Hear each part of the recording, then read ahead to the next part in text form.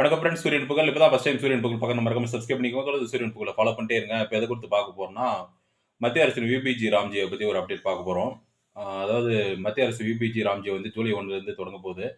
அதுல வந்து பார்த்தீங்கன்னா, 125 நாள் வேலைன்னு சொல்லியிருக்காங்க. வேலை உத்தரவாதம் கேரண்டின்னு சொல்லியிருக்காங்க. அதுல வந்து பார்த்தீங்கன்னா, 125 நாள் வந்து வேலை குடுக்கும்போது வந்துட்டு, அவங்களுக்கு குடுத்துட்டு இருந்த வேலைவாய்ப்பு அடையாள அட்டை வந்து பார்த்தீங்கன்னா, மாற்றுத்திறனாளிக்கு ரூ. 336 குடுக்குறாங்களா, அதுக்கு வேற ஜாப் கார்டா இருக்கும். அதுக்கப்புறம் வந்து பார்த்தீங்கன்னா, நார்மலா ஒர்க் பண்றவங்களுக்கு வேற ஜாப் கார்டா இருக்கும். இப்ப வந்து பார்த்தீங்கன்னா, ஸ்மார்ட் வேலைவாய்ப்பு அட்டைன்னு ஒண்ணு வந்து கொண்டு வரப்போறதா வந்து அ புதுடெல்லியில ஒரு செய்தித்தாள்ல வந்து தகவல் வெளியாகிருக்கு.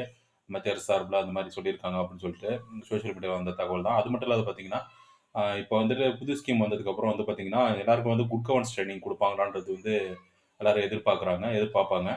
குட் கவர்னன்ஸ் ட்ரெய்னிங் குடுத்தா தான் வந்து அந்த ஸ்கீம பத்தி எல்லாம் நாலேட்ஜும் அவங்களுக்கு கிடைக்கும்.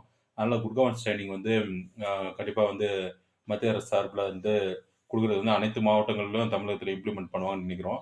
அதேபோல வந்து பார்த்தீங்கன்னா, அதில வந்து அன்னை தோட்டங்கள் வந்து வெஜிடபிள்ஸ் மூலமா வந்துட்டு அ நெறைய ஏர்னிங்ஸ் ப்ராஃபிட் எடுக்க முடியும். அது அது வந்து கொண்டு வருவாங்களா இல்லையான்னு சொல்லிட்டு வெயிட் பண்ணி பார்க்கலாம். விபிஜி ராம்ஜி வந்து ஜூலை 1க்கு வந்ததுக்கு அப்புறமா தான் எல்லா விஷயங்களும் தெரிய வரும். இது போன்ற அப்டேட்டுகளுக்கு தொடர்ந்து சூரியன் புகழ ஃபாலோ பண்ணிட்டே இருங்க. Thank you.